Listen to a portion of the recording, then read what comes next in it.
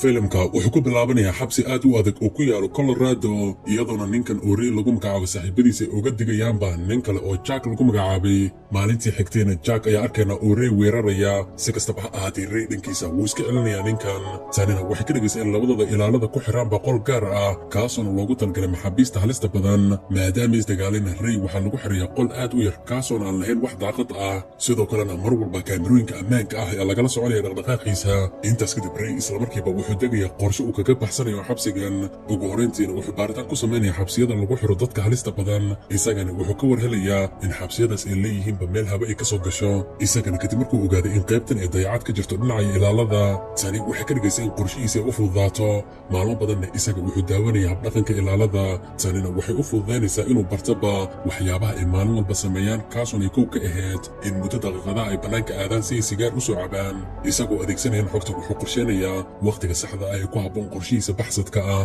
ugu horeyntiina wuxuu ku qasbanaanayaa inuu helo baasweer ku xiran albaabkiisa gaarka ah tani awgeedna wuxuu isticmaalayaa bac khafiifa oo ku dhignaydba baakad caano ah kaasoona mar walba loo keeni jiray isagana bacda baakad ayuu si xirfad leh uga fiiqayaa maadaama qaybta baasweerka ay dhalla ahaydna bacdayuu halkaa ku dhejinayaa si ay ugu sabiranto marka ilaalada ay gelinayaan baasweerka qolkiisa ugu dambayntiina Ray sidaas ayuu ku helayaa baasweerka sidoo kalena Ray wuxuu si hoose u kicinayaa saaxiibadiisa xabsiga ku jiray si marka ay xabsiga qas uga bilaabaanba isagana uu baxsado inta ay foodada socoto marka la gaarina maalinta uu baxsan lahaa sida caadada ahayd ilaalada intooda badan waxay bilaabayaan inay bannaanka aadaan si ay sigaar u soo cabaan isagana wuxuu adeegsanayaa baasweerka si uu isaga soo furo albaabkiisa sidoo kalena Ray waxaa u suuragalaysa inuu ka baxo qaybta hawada ay kasoo gasho ee dhismaha xabsiga dhanka kalena koox saaxiibadiisa ayaa bilaabay in bannaanka xabsiga ay dab ka kiciyaan si markaa ciidamada ay ugu mashquuliyaan ciidamada isla markii ay soo saareen gawaarida dabdamiska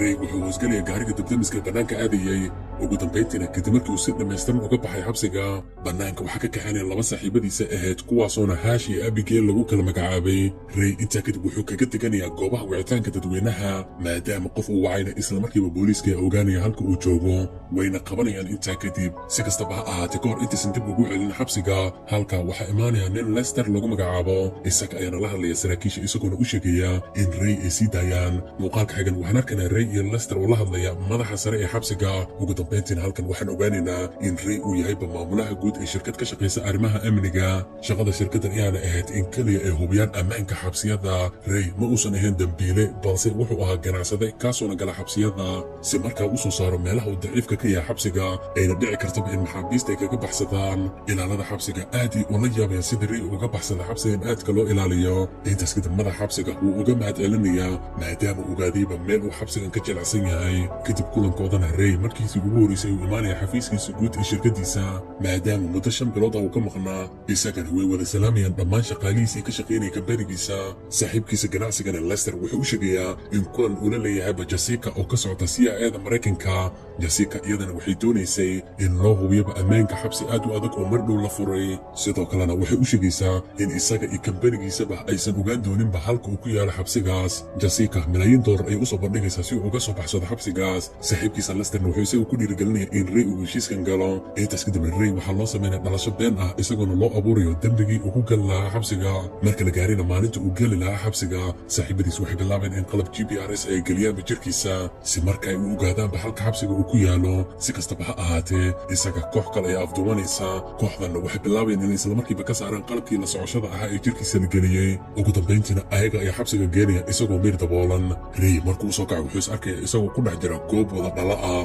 kaasoon ay ku wareegsanayeen barag kale oo maxaabiis ahaa intaas kadib Ray waxaa lala kalonsiinayaa Hobbs oo ahaa maamulaha guud ee xabsigan si kastaba ha ahaatee isaga wuu la yaabayaa maadaama marka hore loo sheegayba in xabsigan uu maamulo ka yahayba nin Marshall lagu magacaabay tani awgeedna Ray isla markii wuu dareemaya in wax ay khaldan yihiin ninka maamula xabsiganna isaga wuxuu la dhaqmayaa si lamid ah maxaabiista kale ee xabsiga ku jira dhanka kale Abigail iyo Hash waxay sameynayaan wax walba ay ku ogaan karaanba halka Ray uu joogo ku salaaba xabsiga dhammaan ilaalada wajiyada ayaa u wada xirnaa sidoo kalena waa loo ogolaa inay garaacaanba qof walba ay rabaan intaas kadib mid ka mid ah maxaabiista Rodmaya ay isbaranayaan Ray Rodmaya wuxuu u sheegayaa inuusan isaga geysanba wax dembi ah isagana laska soo xiray isagoo aan dembi geysanin Ray dhankiisa wuxuu bilaabay inuu ninkan aamino hadalkiisa halkaas in labadooda ka bilaabayaan qorshahooda ka baxsashada xabsigan Ray isla markiiba baaritaan ay ku bilaabaya xabsiga labadoodana way isdagaalayaan si ay u ogaadaanba sida uu yahay qolalka maxaabiista halista ah lagu xiro si kastaba ha ahaatee labadooda waxaa lagu daarayaa iftiin aad u kulul kaasoon xitaa bini'aadamku uusan u dulqaadan karin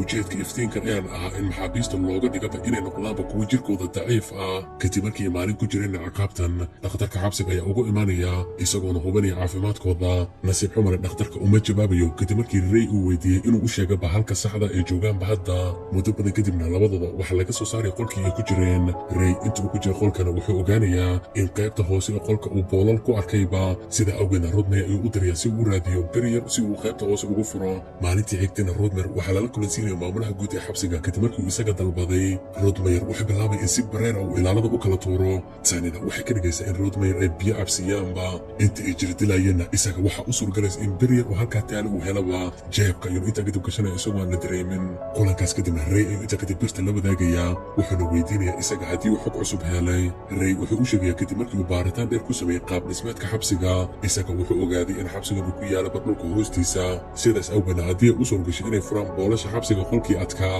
kadibna u jihaystaan qaybta sare waxaa u suurgali doontaa inay gaaraanba qaybta sare ee dhulka sidaasna uga baxaan xabsiga sababtan awgeedna labadooda waxay ku khasbanaanayaan inay mar kale isdagaalaan si loogu xiro qolkii gaarka ahaa kadib markii labadooda lagu xirayna Ray islamarkiiba wuxuu bilaabayaa inuu furaba boolasha qolkiisa halka saaxiibkiisa uu ka mashquulinay ilaaladii halkaa joogay Ray durbadii wuxuu bilaabay inuu qaaliyo isagoona bilaabaya in si farsamaysan uu u daboolo kaameradii qolkiisa ku xirneed isagoona markaa adeegsanaya warqad yar uu isku duuduubay ugu dambayntiina isaga wuxuu galaya qaybta hoose ee qolkiisa inta uu waddada ku jirayna isaga si lama filaan ah mid ka mid ah dhuumaha biyaha ayuu dhaawac gaarsiinayaa tanina waxay ka dhigaysaa in halkii uu joogay biyo soo galaan si kastaba ha ahaatee kadib markii uu bannaanka uga baxay Ray wuxuu la yaabaya inuu arkaba in xabsigan uu ku yaalaba markab aad u weyn kaasoona dul sameynaya bartamaha badweynta Ray kadib markii uu ogaaday islamarkiiba wuxuu soo dayay in qolkiisu dib ugu laabto kahor intaan la ogaanin markii ilaalada ay ku mashquuleen biyaha gudaha usoo gudbayey isaga waxaa u suurgalaysa inuu dib ugu soo laabto isagoo aan la ogaanin dhanka kalena waxaan arkaynaa Ray saaxiibadiisa oo Lester weydiinaya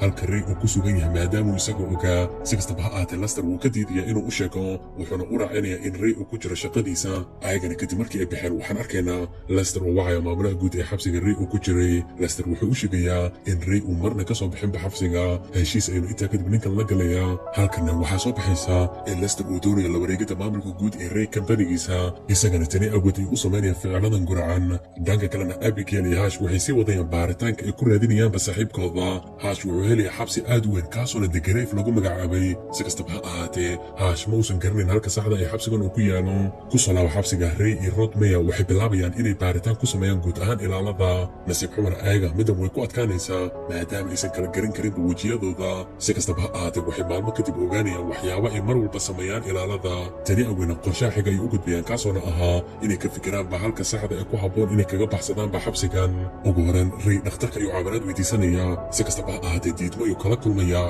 intaas kadibna ninkan uu muslim ahaa Jafedna lagu magacaabay caawinaad weydiisanayaan Jafed maadaama xoogaa isku fiicnaayeen maamulaha guud ee xabsiga isaga wuxuu u soo ogaanaya isagoo qalab adeegsanaya halka saxda ah ee xabsigan uu ku yaalo ugu dambayntiina kooxdan saddexda waxay ogaanayaan inay joogaanba badweynta Hindiya gaar ahaan waddanka Morocco Rodmer wuxuu u sheegay in saaxiib uu Morocco ku leeyahay kaasoona haddii uu baado caawin karaa Ray intaa kadib dhakhtarka ayuu ka dhaadhicinaya qorshihiisa ugu dambayntiina way isku raacayaan labadooda intaas kadibna habeenkii dhakhtarka wuxuu email u dirayaa Rodmer saaxiibkiisii Morocco ku sugnaa isagoona u raacinaya halka xabsiga uu ku yaalo ugu dambayntiina maalintii balanta ayaa la gaarayaa kooxdan waxay ugu horreyn foodo ka kicinayaan gudaha xabsiga marka ilaalada ay ku mashquuleen dejinta xaaladda maxaabiistan ay bilaabeen inay la dagaalamaan saddexdooda waxay ku dhaqaaqayaan qorshahooda si kastaba ha ahaatee maamulaha guud ee xabsiga ayaa ogaanaya isla markiina wuxuu xiraya dhammaan albaabada xabsiga albaabadan way xirmayaan ka hor intaysan ka bixin xabsiga Rodmer saaxiibkiisa iyo koox la socotayna bannaanka ay ku sugeen ayagoo helikabtar watay si kastaba ha ahaatee ilaalada iyo kooxdan isxabadeen ayaa dhex maraysa